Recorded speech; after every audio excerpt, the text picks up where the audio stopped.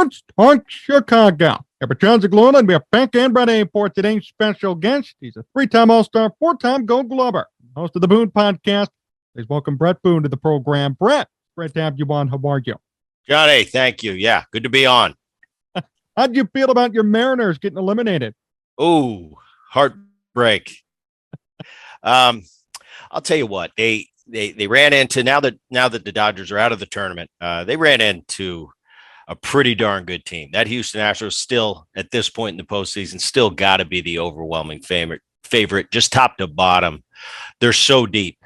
Mariners pitched about as good as they could pitch. The big key was that first game, that game one. They had Verlander on the ropes. They were up 7-1 and ended up giving that back. I think the whole temperature of that series changed right there because it was kind of a David and Goliath thing. I think the Mariners this year were a little better than people expected. It was that nice sweetheart kind of headline. Oh, the Mariners first time back in the playoffs in 21 years. And I was telling people, and I was talking to managers down the stretch, they were taking notice. They said, this is more than just the Mariners getting back in the postseason. These guys are really good, especially that pitching staff, especially that bullpen.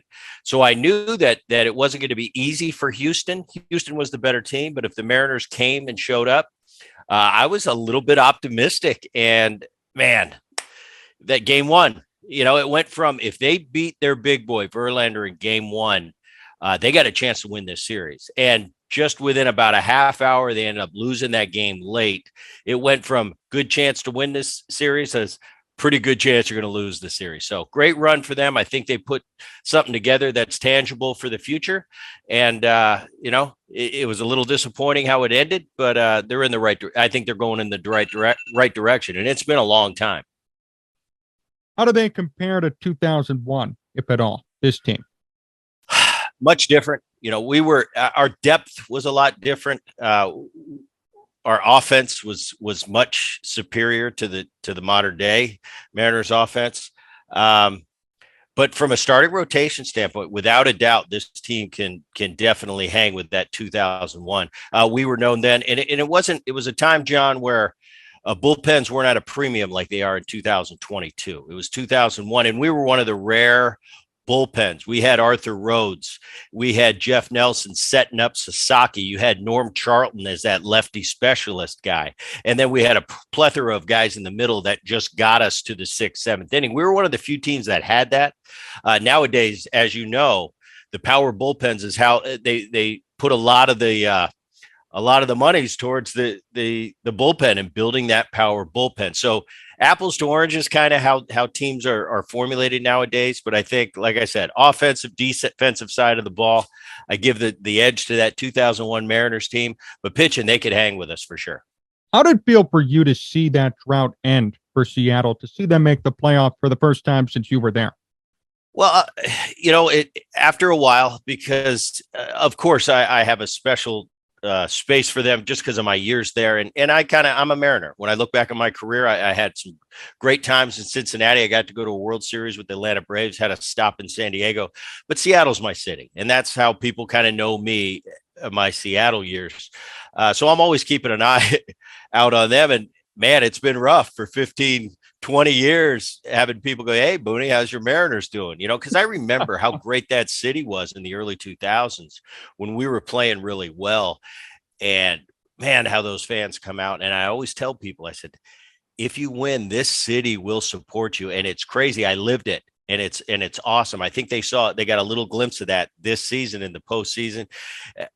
But in the last 15, 20 years, you'd have to go over and watch the Seahawks play to see how that fan base really is. And it was cool getting to see them do it. A year ago, 2021, they won 90 games. And I looked at that team and I said, that team's not that good. I looked at the team this year, much better team than they were a year ago. But early on in the season, they were kind of playing they weren't living up to the expectations. All of a sudden, they got it going from June to the end of the year. They're arguably the best team in the American League.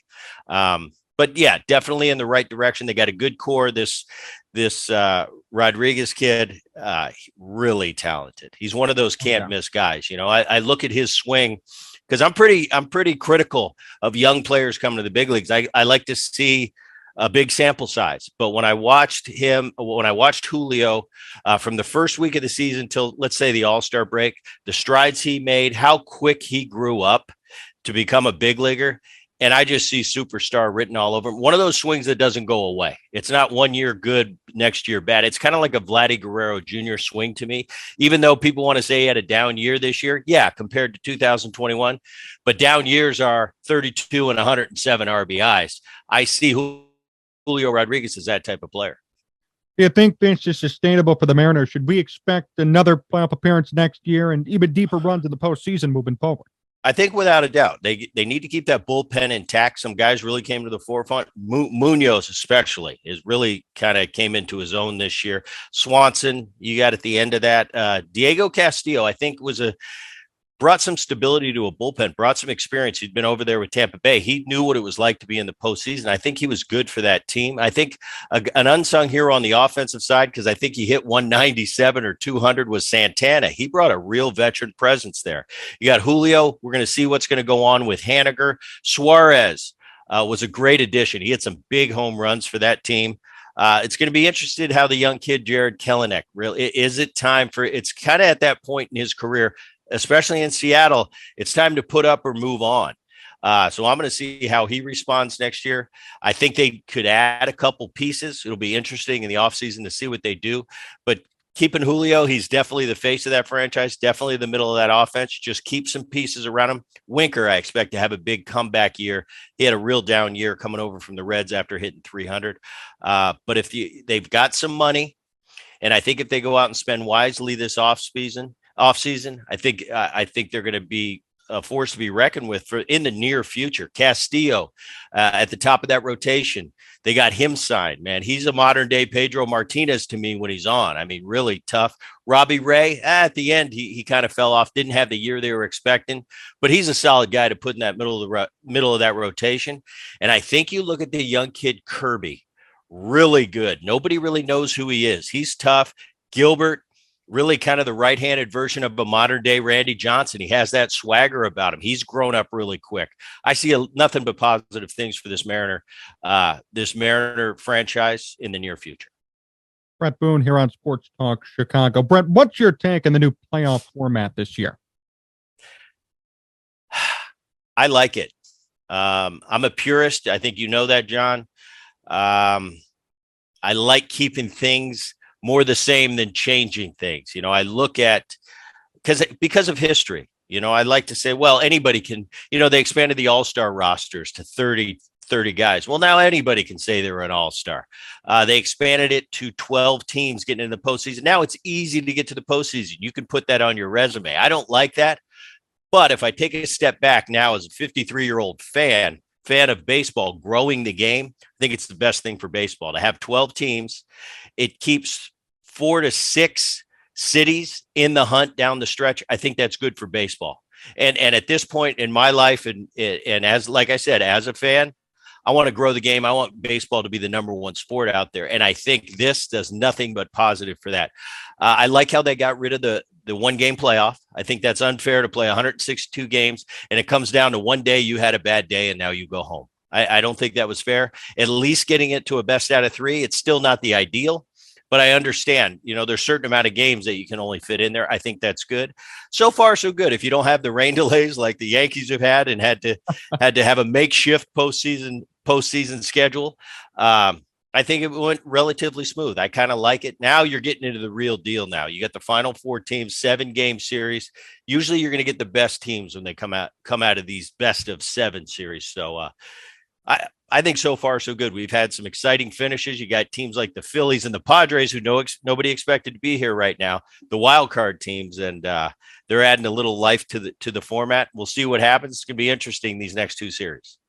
How do you explain all these 100-win teams losing, though? The big criticism has been all these great teams are losing because of the new format. But what do you say to that?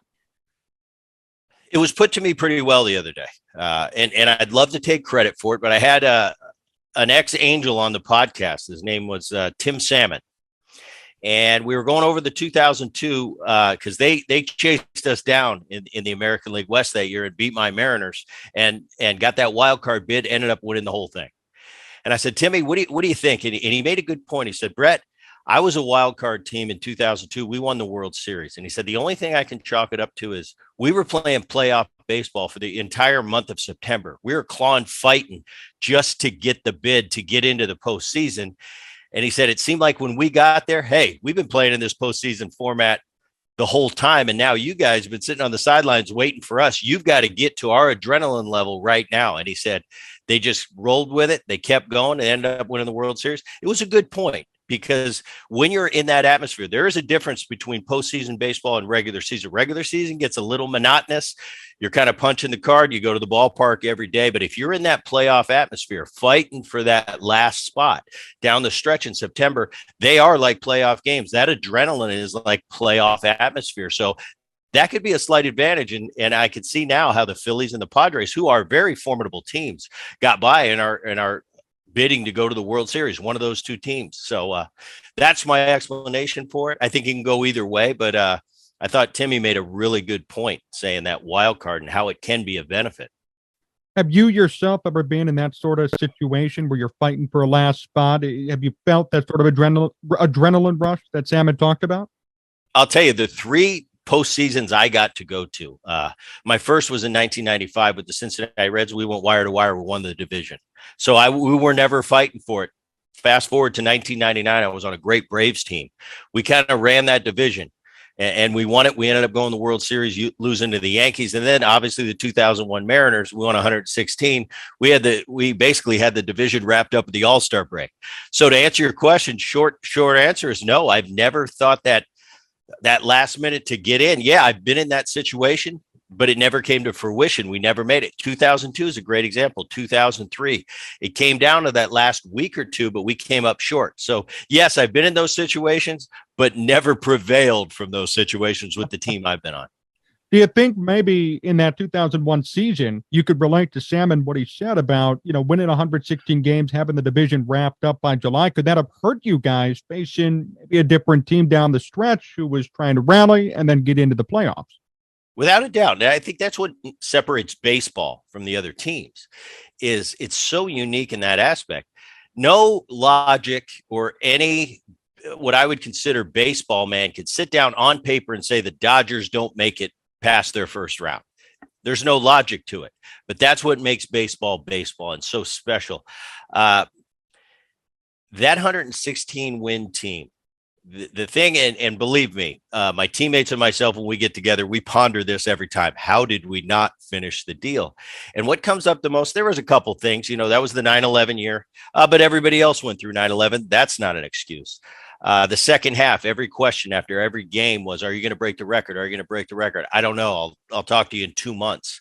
But we had that type of drumbeat on a daily basis. Usually throughout the course of the season, you have your beat writers, you had your 6 or 7 guys that follow your team around all the time. Then you get to the postseason, you have more of a national audience when it comes to press in the clubhouse. Well, we had that national audience for the whole second half of 2001. I think when we finished, we won that 116th game. It was almost like everybody taking a big breath and go, whew, finally it's over. Well, wait a minute. No, it's not over. We still have the postseason to play. The one thing I look at that 2001 team, if there's anything I could take back and redo it, I wouldn't take the postseason for granted like we did. We won so many games that year. We won so many series that year that, and I don't mean to come from an arrogant breath, because it wasn't from arrogance. It was a confidence. And we had won so many series, beaten so many teams that we went in the postseason. We had Cleveland, who was a good team. We knew all we have to do is go to Cleveland and win these games, and then we'll go to the next round. And we just have to play the games, but we will win that series. We'll go to the World Series. We have to play the World Series, but we've already won it, and we'll get our trophy and we'll go home. And like I said, it wasn't from arrogance. It was just we had won so many times, and we didn't go into a series like, oh, we got to win the series. No, we knew we were going to win the series, and we did more times than not. Went to Cleveland, didn't play that well, ended up squeaking out of there, I think 3-2. Went to New York. We had handled the Yankees very well that year and went in kind of expecting to win. And all of a sudden, I still remember that bus ride after game 5, I believe. Clemens pitched the game of his life. And we were sitting on the bus, and I was looking around at my teammates, and I had that same look that I probably had on my face. Like, that didn't just happen, did it? Yes, it did. No, this was a magic carpet ride. This was one of those special seasons. We're supposed to keep winning. We're supposed to win the World Series. So never take anything for granted. That's why each and every season, when the final team is standing there hoisting the trophy, I just hope, really appreciate this and really acknowledge how hard it is to, let alone get to a World Series, win a World Series. There've been so many great players that I've played with through the years that never even got to go to a World Series, let alone win one. They're really special and they're really hard to do. Do you think that sort of mindset maybe hit the Dodgers or the Braves or these other teams that won so much this year, but then couldn't come through in the end? Well, I look at the Dodgers and you know, that question was asked to me a lot. They're a lot like your 116 team. I said the only difference was 116 kind of came out of nowhere. 2000 was a good team. I wasn't there. I was in San Diego, but 2001 was kind of an anomaly. I mean, nobody expected that team. We expected to be good, but well, nobody's expected to win 116, but to be that good. The difference between us and the Dodgers is they've been kind of the class of baseball for the last 5 or 6 years with a similar nucleus that's been there. That, you know, the Turners have been there the last couple of years. Mookie Betts came over from Boston.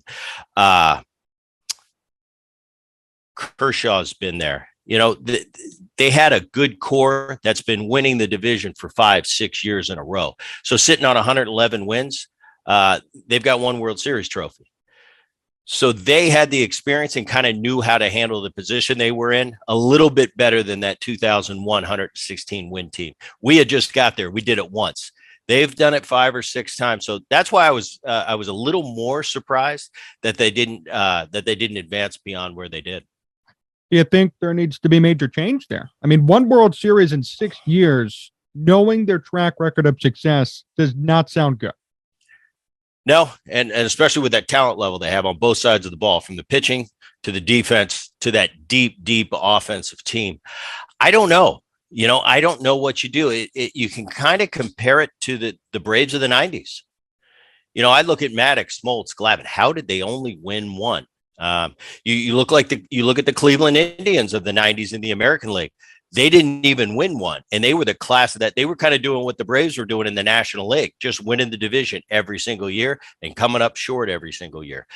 It just goes to show you, once again, those teams like the San Francisco Giants that recently have won 3, they're anomalies. The Yankees that won 4 and 5 rings, Jeter won 5 rings. Anomaly. These things just don't happen, no matter how good you are. So is there a change to be made? I don't know. I mean, what are you going to do? You know, I look at managers and managers are hired to be fired without a doubt. Everybody that gets hired as a manager, no matter how great you are and how much people love you, one day you will get fired. Not always because you did a bad job, is because, like you said, there needs to be a change. They can't fire the player. So sometimes the manager, and unfairly, gets fired. There has to be a change. I think Roberts has done a really nice job over there. Who knows what his future is, but you're right. When you have that level of talent year after year after year, and you're not winning World Series trophies when the franchise and the city expects it, the heat starts to get pretty hot at the top. Who do you have winning each championship series right now? Woo. All right, we got to be honest, don't we, Johnny? Obviously, I have a dog in the fight here. You have a couple of dogs in the fight, San Diego and your brother. I do. San Diego is where I make my home, and I played for them 1 year. So and I have some buddies. Trevor Hoffman is a good friend of mine. He's in the works in the front office for them. So I'd be happy for him to win. I look at the Phillies, you know, in my history growing up in Philadelphia, you know, dad winning a World Series with the Phillies. I've got some friends that are in the front office with the Phillies. I'm kind of rooting for them.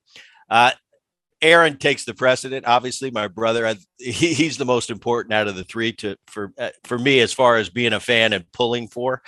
But Bret, the analyst, and when I need to break this down, with the Dodgers being out of this postseason, it's very clear to me that the Houston Astros are by far the class of the 4 teams remaining. They're the best teams top to bottom. They get the best pitching, best bullpen, best defense, and a real smart, formidable, high-level thinking offense that not too many teams have. This team is very unique. And maybe the numbers don't just jump out at you offensively, but they're really smart and they talk and they're really prepared and they have an approach. It's kind of an elite level of hitting that I watch them very closely. They're really good. So if you're backing me in a corner and I've got to be the analyst, I got to say Houston moves on. Looking at the other side, I'm looking at Wheeler and Nola. I think this Phillies team is really good. I think the ballpark has something to do with their offensive numbers being a little elevated. They got some really good players. You got the reigning MVP and Bryce Harper. He's having a big postseason. Schwarber hits the big home run. You got to have him. But the key to that Philly team, I look, is Wheeler and Nola. I mean, they're a 1-2 punch right now. They throw like Garrett Cole. And if those guys are on, they can dominate a series, kind of a Schilling, Randy Johnson from 2001 type dominance. So if you have those guys going 4 times in a 7-game series, that can be really tough. So the Phillies, they're the kind of the wild card for me. Who knows what's going to happen there? They're up 1-0. So of course I'm going to hedge my bet and say I'm picking Philly right now. I see Phillies in Houston, but the brother side of me is pulling for the Yankees. Do you have any advice for your brother? Do as much as you can do. Get the troops ready. You know, that's what I always talk to him about. As a manager, once that game starts, there's nothing you can do. You can put your players in the best position you see fit to be as successful as you can. And once that game starts, players play. And yeah, you're going to make bring in the lefty in this situation, bring in the righty in this position. Those are X's and O's. Computer can run the game these days. But it's all about preparing your troops, getting them in the best frame of mind to be as successful as possible.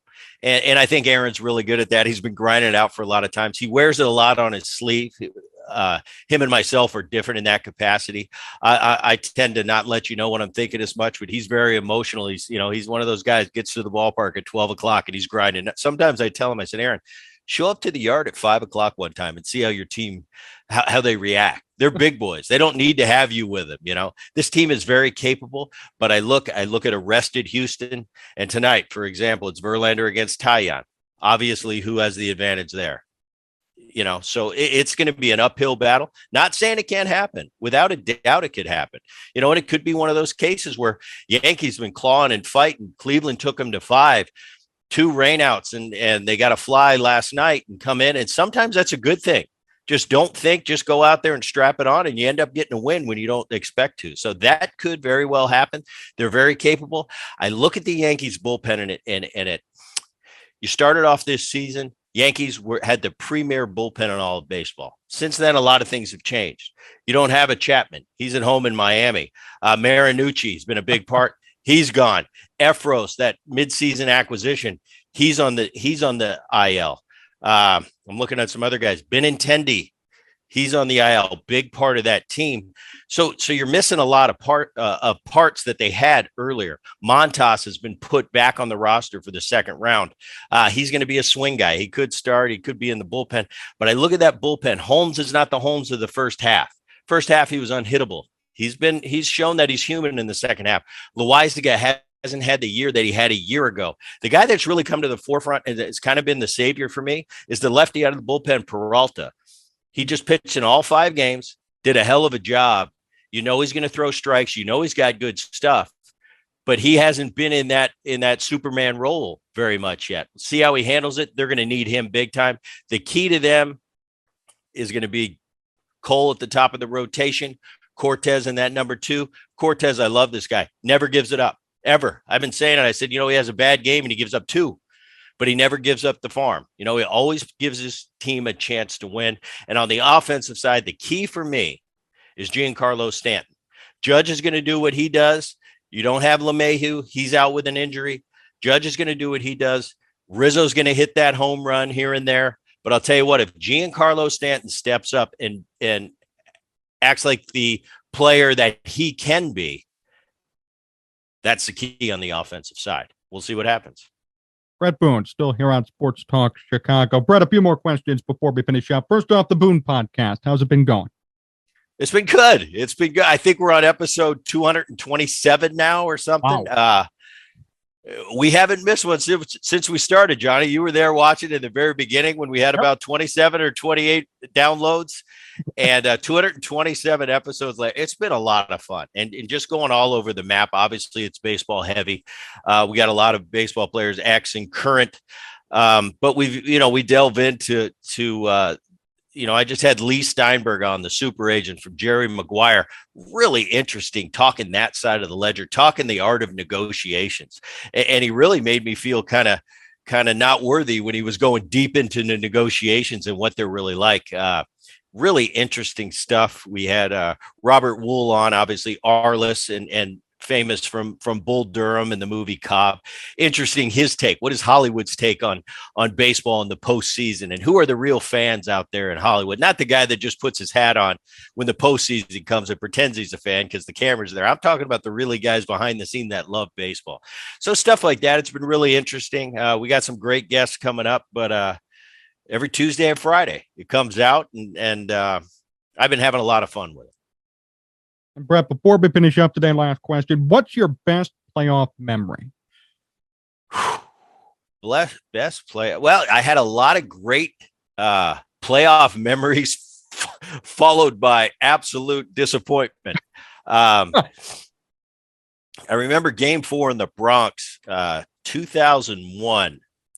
It's the seventh inning. It's a 0-0 game. I forget who was on the mound, but the guy, the setup man at that time to Mariano Rivera, I knew I had never got a hit off. And I came into the dugout in a 0-0 game, and I looked at all my teammates. I said, somebody's got to step up and do something this inning. And I knew I was coming up second. And I had never got a hit off this guy. I forget who it is. I don't know. It'll come to my mind. I hit the second pitch out to left to make it a 1-0 game. I came in like I had a crystal ball, and everybody looked at me like, wow. He just said that and he did it. I thought we're going to go on and win. We're going to rally back and win this series. Well, the ghosts of Yankee Stadium showed up, and that never came to fruition. We ended up losing that game. So I've had a lot of really good memories, but always fell short of that winning that World Series. So it was an honor being there. It was a lot of fun. I remember my first day, my first World Series and lining up and doing my sprints before the game at Yankee Stadium. I had played 10 or 20 games at Yankee Stadium.